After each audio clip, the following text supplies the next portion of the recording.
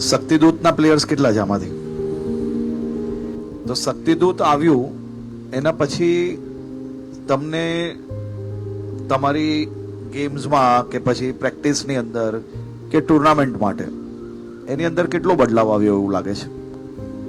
Sir, Dhwaj Haria, billiards and snooker player, world medalist અને અમદાવાદથી જ છું. સર, શક્તિદીપ સ્કીમ પહેલાં ફાઇનાન્શિયલ બર્ડન જે રહેતું હતું કે ફાઇનાન્શિયલ સપોર્ટ માટે પેરેન્ટ્સ એક્સટર્નલ હેલ્પ લેવી પડતી હતી, પણ અને ટોર્નામેન્ટ ચાલુ હોય એમાં બી ફ્લાઇટ કોસ્ટ, હોટલનું બિલ ને એ બધું યાદ આવતું હતું.